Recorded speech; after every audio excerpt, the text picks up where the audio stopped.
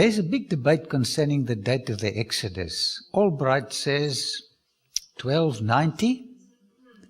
And then one of our scholars, William Shea, came up with a date, 1450 BC. I was sitting in the university amongst professors. We were 13 in a class. I was the 13th best in our class. And they were juggling around with the chronology of Egypt. And I said, would you like to consider the 1450 Exodus date? And one professor said, if we accept that date, everything falls in place. Now in the Bible, 1 Kings 6 verse 1, Solomon gives us the date of the Exodus from his time. It goes back to 1450. And then you've got 3 dates in the Bible. Genesis, Exodus and Galatians, speaking about 430 years from the time God called Abram out of Haran till the Exodus. And it brings you down to 1450. So I use the Cambridge chronology, the biblical chronology, and I'm safe. Lately there are changing dates and it confuses people, but if you stick to the Bible, you're safe. I did a little research on the 17th dynasty, the Hyksos period, but info are very scarce. Some researchers says that the pharaohs during the time of Joseph was called the Nupkeperis Inyotefs, 1, 2, 3, 4, and 5. Nupkeperi Inyotef, 1, 2, 3, 4, 5. And in Egypt there's a canal called Bar Yusuf. And some scholars think that he was the engineer that planned all this. I've got a lecture on Joseph. It's encouraging. He's a type of Christ. And you'll enjoy it a little later. During the 17th dynasty, we read for the first time in history that there was a chariot, a wagon. And they said, we invented the wheel. But of course the Armenians, I believe, had it before, the Hyksos. After the 17th dynasty was gone, we've got the 18th dynasty. People were not happy in Egypt with foreigners ruling the country. So Moses and Moses and Amenhotep I started to liberate Egypt. So this is just the background to the 18th dynasty. Maybe some of you have been here. Abu Simbel, one of the masterpieces of Ramses II. Brilliant architects of yesteryear invite you to admire their masterpieces of art. You don't find this type of art in these days. Now, many books have been written about the imposing and mystical pyramids of Giza, and many more will be written. But nobody knows exactly how these pyramids were built. Many theories, but there's no agreement. I won't speculate on the theories, but look at this marvel. You're looking at one of the 7 wonders of antiquity, Giza. Let's walk into Abu Simbel's temple, and you're looking at a very interesting picture here. During the course of the series, you are going to see a few more of this specific gentleman, Ramses II, and his war against the Hittites at a place called Kadesh, next to the Orontos in Syria. The Battle of Kadesh. This is so interesting. Confirming the truth of the Bible. Ordinary people like you and me are usually behind most of the achievements. Little drops of water, little grains of sand, makes the mighty ocean and makes the mighty land. It's not one person, it's usually a team that accomplishes something. Yeah, how long did they work? Well, the literature says 20 years, 100,000 people working in shifts, building the Giza pyramids. Okay, this is exciting. Where are we? And who ruled here? It took us an entire day to locate this place, but I got it. This is the ancient capital of the Hyksos, Avaris, Zuan, Piramses, Quanter, many names, speaks of the same place. This is where the Hyksos, they captured Memphis, but they decided to make their capital right here. So this is where Joseph lived. This is where Jacob visited. This is part of Wadi Tumilat, ancient Goshen. Now, how do people respond to oppression? You can oppress a nation for a certain length of time, but then it ends. By the way, God is looking at history, and He's got the final say in our lives and in history. Why research the 18th dynasty?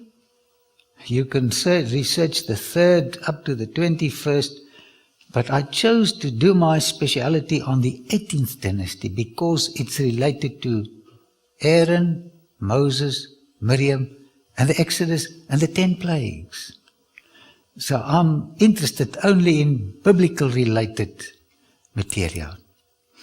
Now, who became the first freedom fighter for the 18th dynasty, of the 18th dynasty?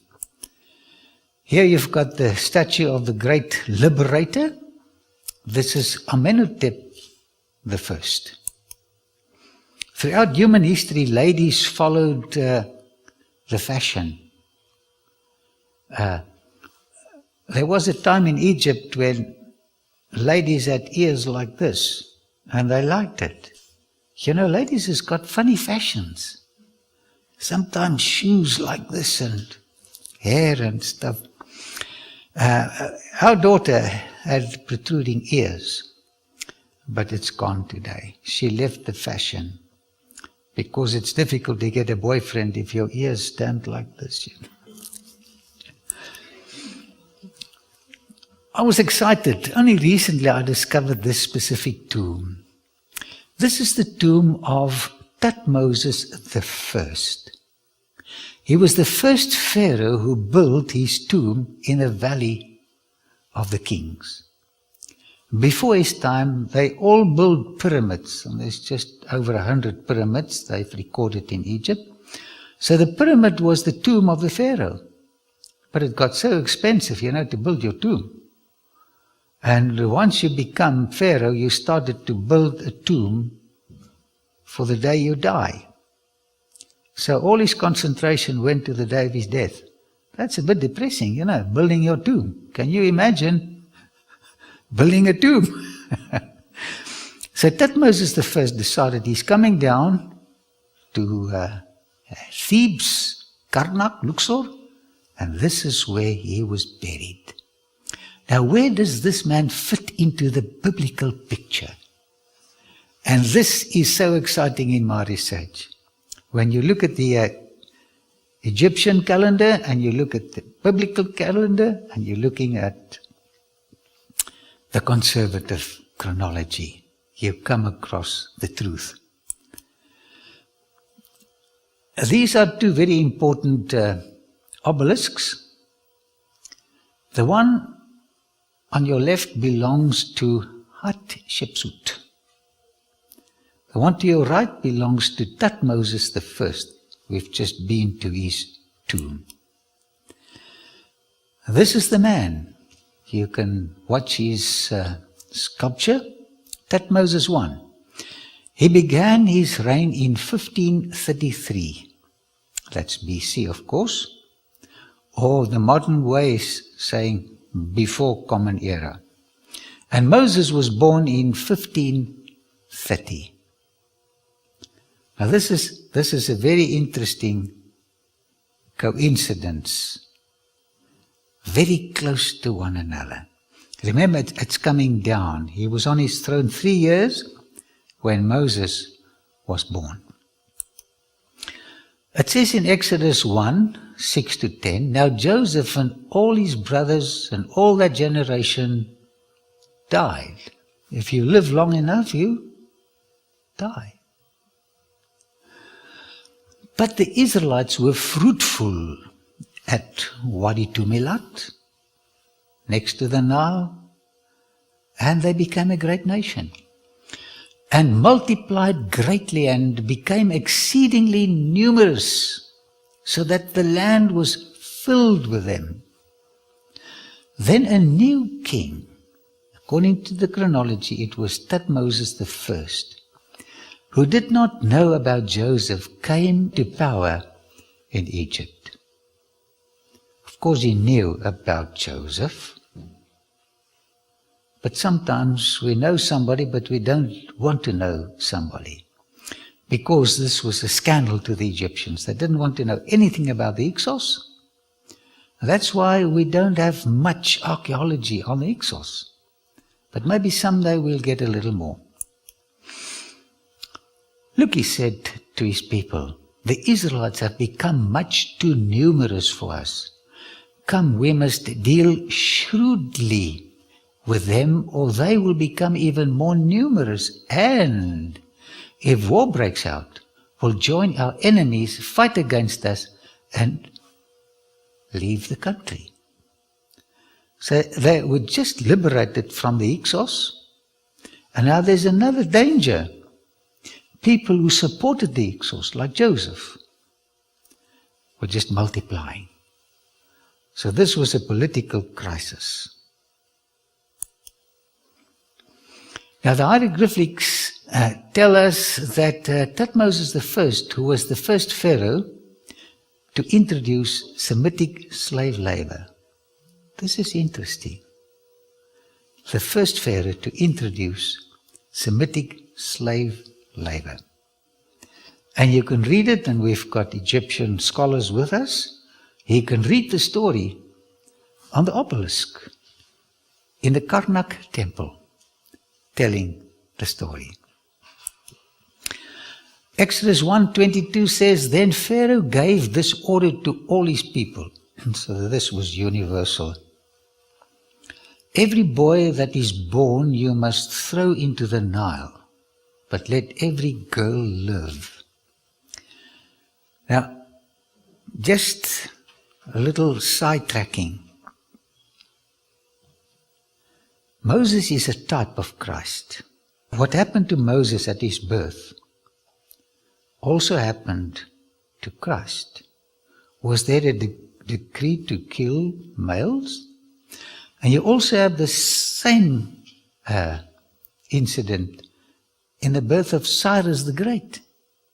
Astyages, his grandfather, said, when this boy is born, a boy by the name of Cyrus, kill him.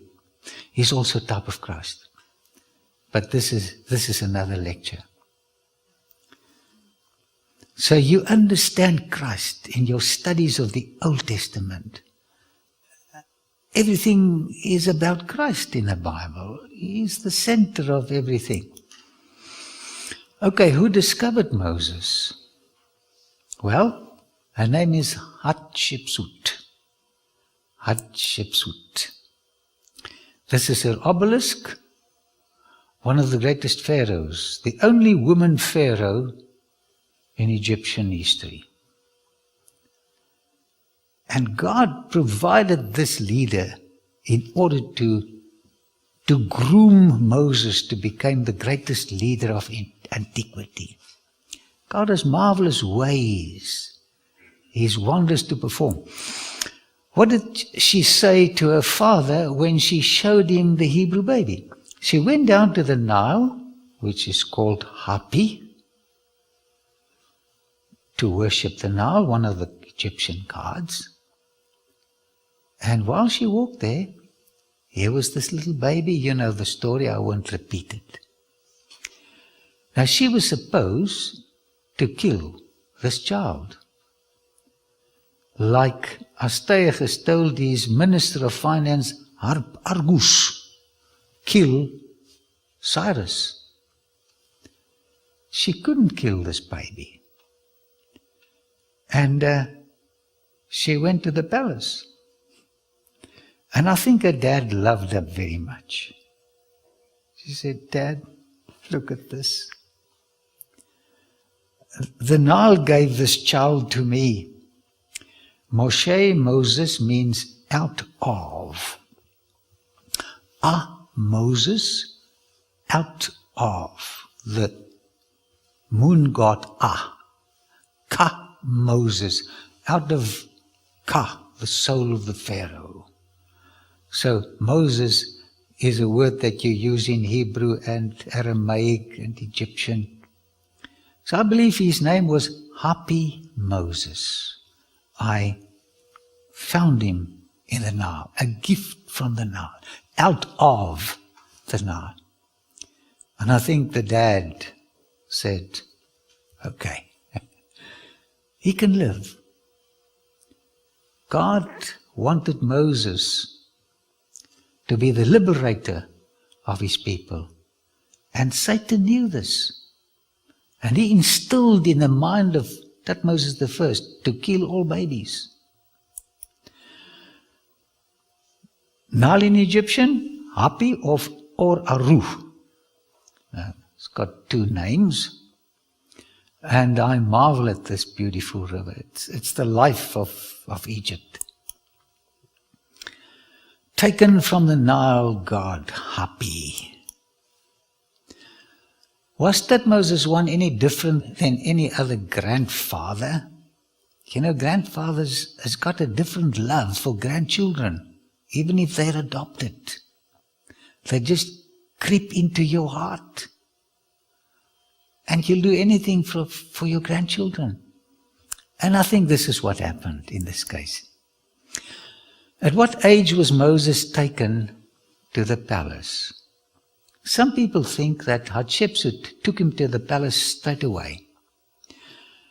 But he was still being breastfed, this 3-month-old baby. And this is what one source tells us about Moses. Younger than Joseph, 17, or Daniel, 18, was Moses, when removed from the sheltering care of his childhood home, yet already the same agencies that shaped their lives had molded his. Only 12 years did he spend with his Hebrew kindred. So for the first 12 years, Mama told him about Yahweh, the God of the Israelites. But during these years was laid the foundation of his greatness. I bring honor to Jochebed. It was laid by the hand of one little known to fame. Laid by the hand of one little known to fame. But she was behind, the greatest leader of antiquity. Dear El Bari, this is the mortuary temple of Hatshepsut, the foster mother of Moses. And now you get a picture of where he was raised. And this helps you to appreciate the man Moses. What happened here? The University of Antiquity was discovered. And Moses was educated in all the wisdom of the Egyptians and was powerful in speech and action. Now when it says all the wisdom of the Egyptians, that's quite a mouthful. So he must have been a super genius to do all those studies. 2,400 hieroglyphic alphabet. It's not easy to read hieroglyphics. Moses knew it. He also had a doctorate in science, art, medicine, warfare, etc., etc. If there was a discipline, Moses had it. The Bible says, educated in all the wisdom of Egypt. He was brilliant. Now, before Moses died, number one, in 1508, he decided, according to the Hebrews, to Hebrews 11:24, that Moses was to succeed him on the Egyptian throne. This is quite something. Moses, you can be the next Pharaoh. And that young man had to make a decision. And this was his decision. Hebrews 11:24. By faith Moses, when he was come to years, so he was 21 years plus, refused to be called the son of Pharaoh's daughter. Now in the Greek, this verb, refused, is in the infinitive. It's in the plural. So according to this verse, Moses refused to become Pharaoh more than once. And you know, it's so wonderful when you study the Bible and you go back to history. Where did he refuse more than once to be the Pharaoh of Egypt? Why did he refuse? Well, because of the conditions of becoming a Pharaoh. Not anybody could become a Pharaoh. There were many conditions. Moses had to become a polytheist, a worshipper of the gods of the Egyptian pantheon of gods. And there were many gods. You can study it. It's a confusing study. The gods are all mixed up, man. All mixed up. You've got to have brains to study it. Moses had the brains. But he said no. Moses had to choose between worshipping the God of Israel, the suppressed people, who had power over life and death, or worshipping Osiris, which was only the symbol of death and life. You've got short-term decisions to make, medium decisions to make, and long-term decisions to make. Sow a thought, reap an act. Sow an act, reap a custom. Sow a custom, reap a character. Sow a character, reap a destiny. This young man had to make a decision. And there was a mama praying for him. God help my son to remain faithful. Mothers, keep on praying for your children. Hebrews 11:25. He chose, now listen to this. It sounds like masochism. To be ill-treated. What a choice. To be ill-treated along with the people of God rather than to enjoy the pleasures of sin for a short time. To be ill-treated along with the people of God. Now I want to tell you a secret. The worst treatment you can get is from the children of God. You expect so much, and they treat you so badly. One of our judges says, every good deed will be punished. So if you need punishment, just be kind to people. You will be punished. But he decided, I choose to be ill-treated with the people of God and by the people of God than to enjoy all the fame and luxury of the palace. If you make choices on sensual satisfaction, you're going to lose. If your choice is based on denying yourself, you'll be a champion. Don't trust this weak flesh of yours. It's a myth, man. It lands you in trouble. From the humble home in Goshen, Waditumilat, the son of Jochebed passed to the palace of the pharaohs, to the Egyptian princess, by her to be welcomed as a loved and cherished son. In the schools of Egypt, Moses received the highest civil and military training. Of great personal attractions, noble in form and stature, so he was a good-looking prince.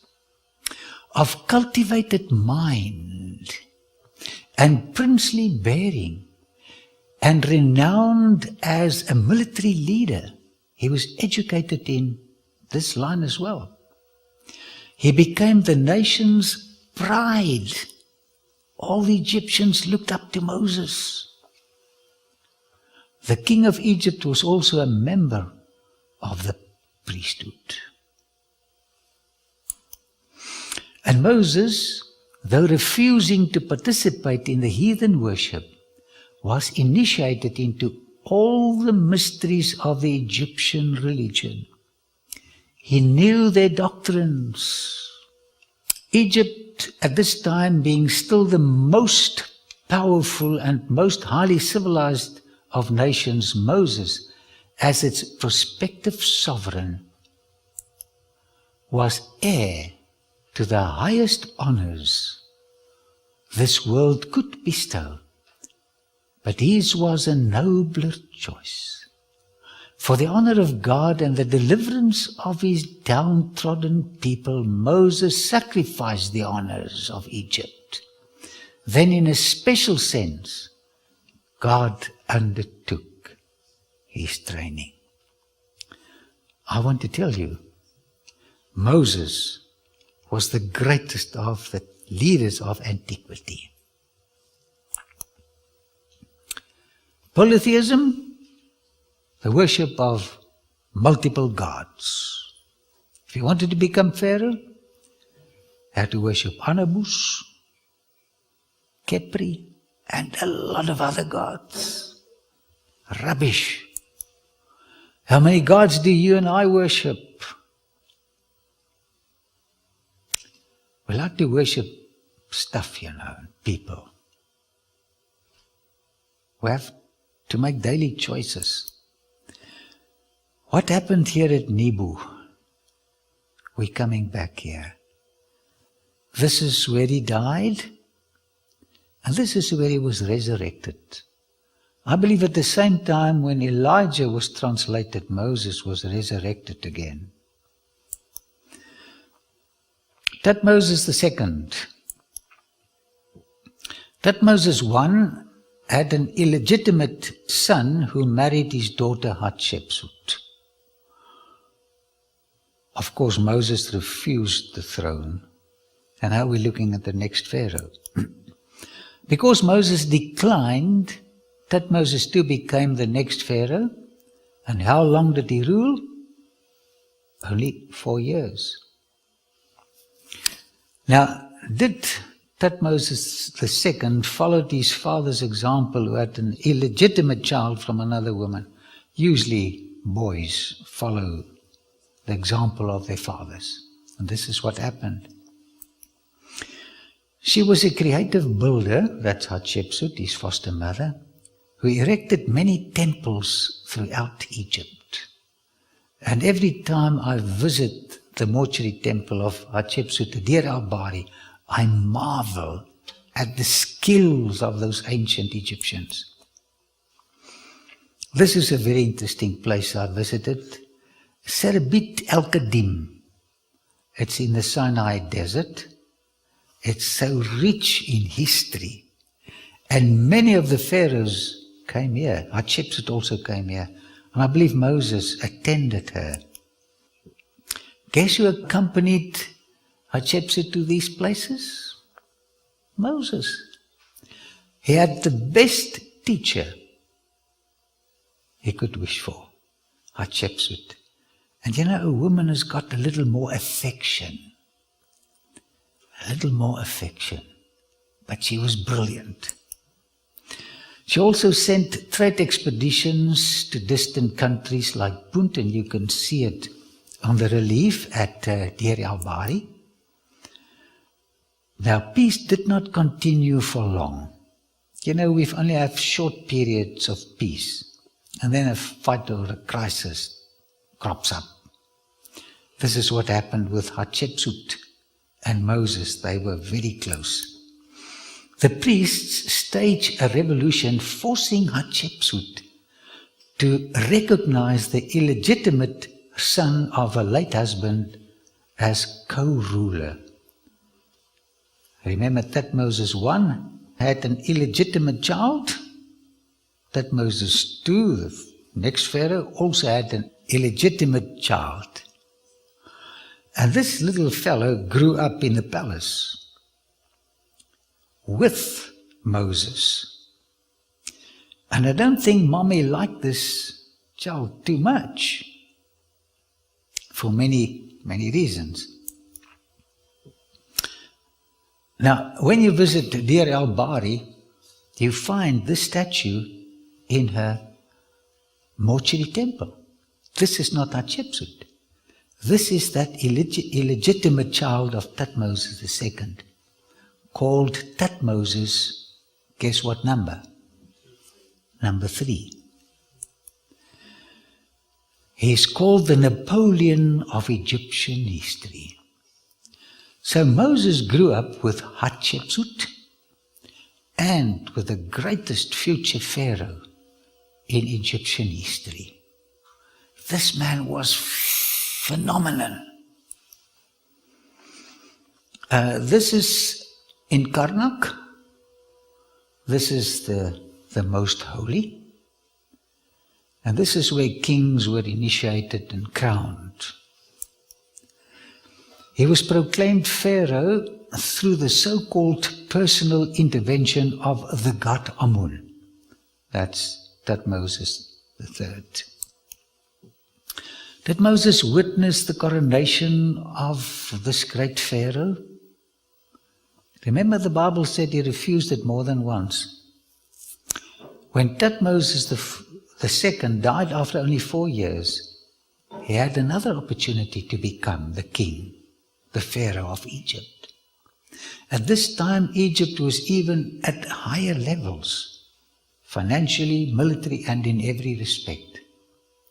So Moses was born and he lived in the most important part of Egyptian history. Don't underestimate these temptations. By the way, Moses could have been crowned as the greatest pharaoh of antiquity. We could have seen his mummy today in the Egyptian museum. But I think we would have cried.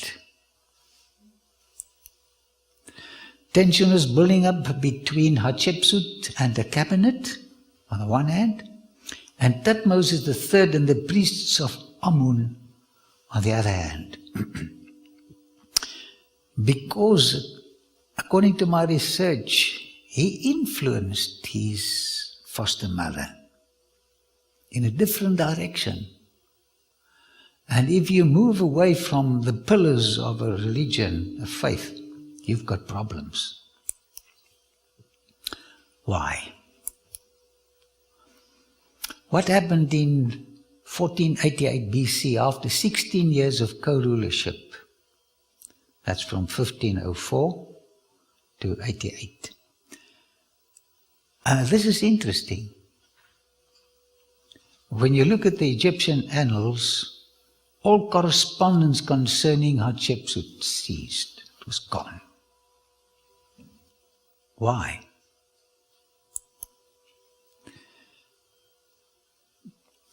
There's only one reason.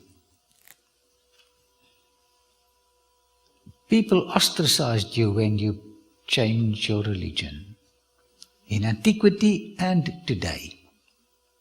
So she managed to carry on for another 6 years. Ancient rulers, as I said, were ostracized whenever they changed their religion. And if you don't believe me, ask Walter Fite. Have we changed? No. You know, we interpret events in such a negative way. We are funny creatures, aren't we? We need the Lord. Now, I studied the titles of all the queens of the 18th dynasty. The very first one called herself wife of God Amun. The next one did the same, the next one did the same. But when it comes to Hatshepsut, the title is gone.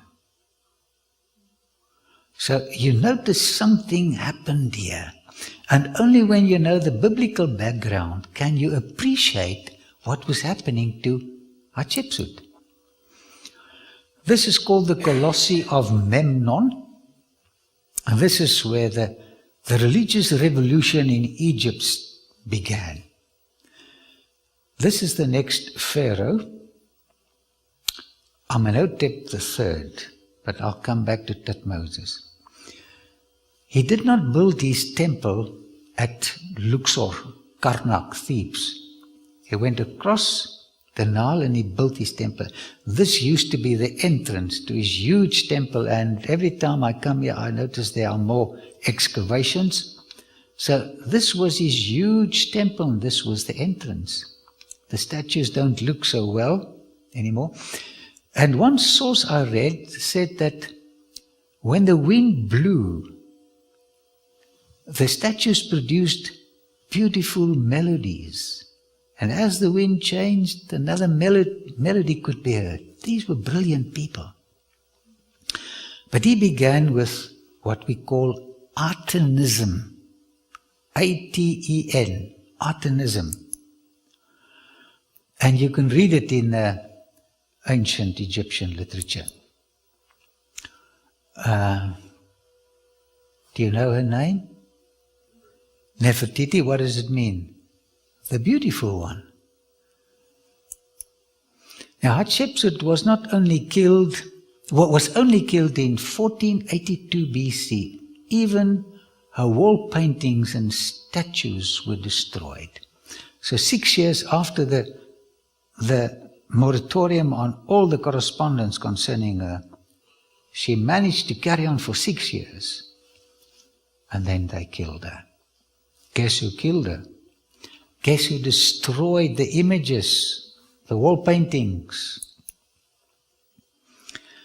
Of course, Thutmoses III did this. Now, what is this relief of Hathor and Hatshepsut telling you? If you look carefully, she's drinking from the cow Hathor, the god of the desert. Everything is destroyed here, but this one was left here. They wanted the posterity to believe that Hatshepsut was a polytheist, worshipping all the Egyptian gods. This is what my logic tells me. Why didn't they destroy this one? At times you discover the truth of the Bible in the Egyptian lies. Why did Hatshepsut die? She died, I believe, because she became a believer in the unseen Creator God.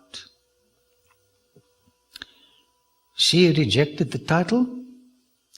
Amenhotep III's wife rejected the title. And of course, Nefertiti rejected the title, wife of God Amun.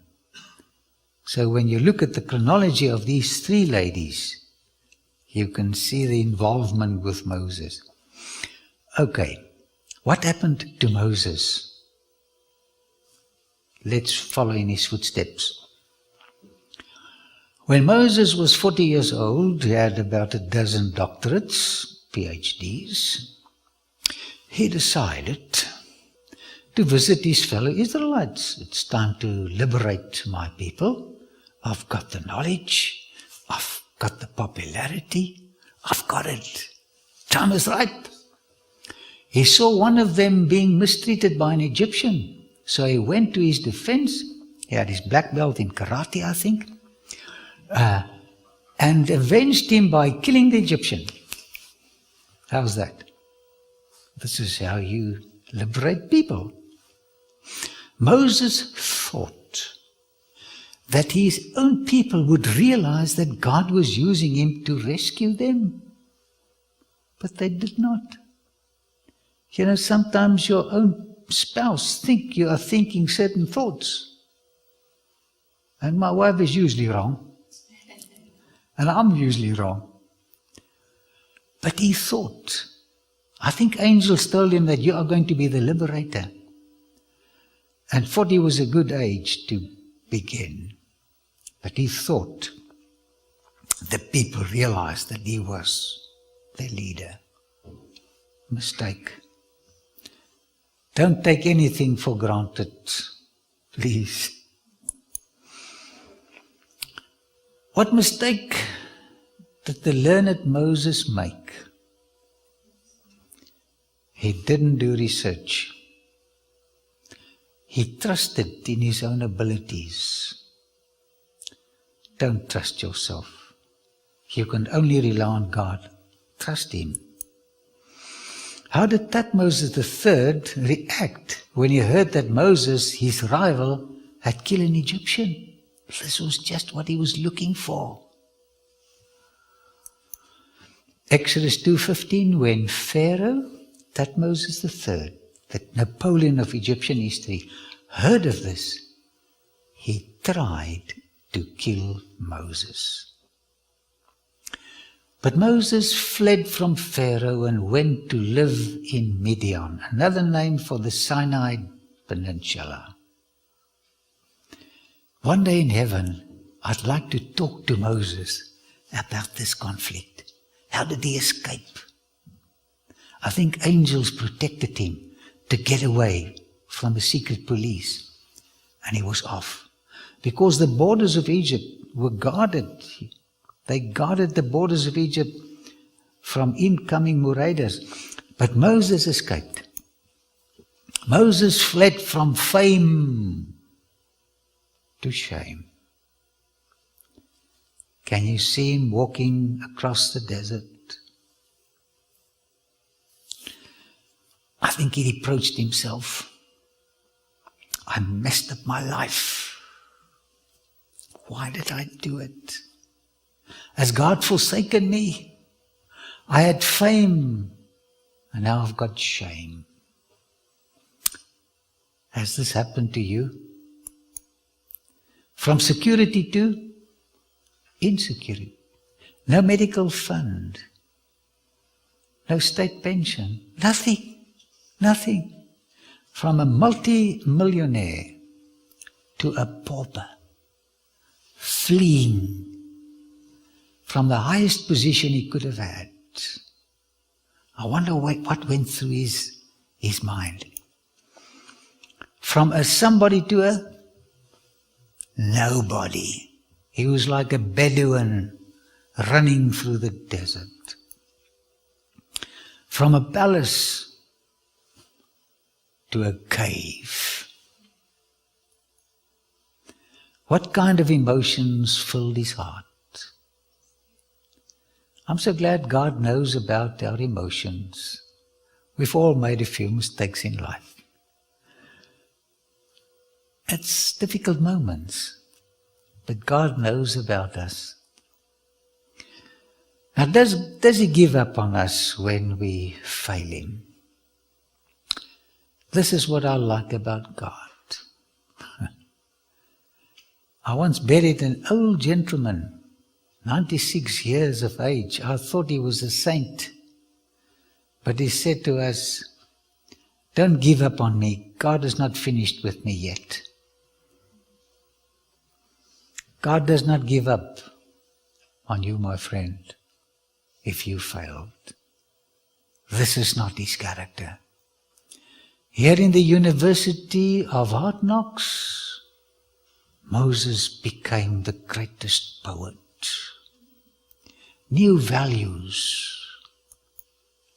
Psalm 90 verse 13. Relent, O Lord. How long will it be? Have compassion on your servants. He thinks of his people, his oppressed people. And in Hebrew, this is the most sublime literature you can find. Relent, O Lord. How long will it be they are suffering? When will they be released? Emancipated. Have compassion on your servants. Compassion. Who needed compassion? That poor Hebrews in Egypt. His suffering brothers and sisters in the land of bondage. His heart was there.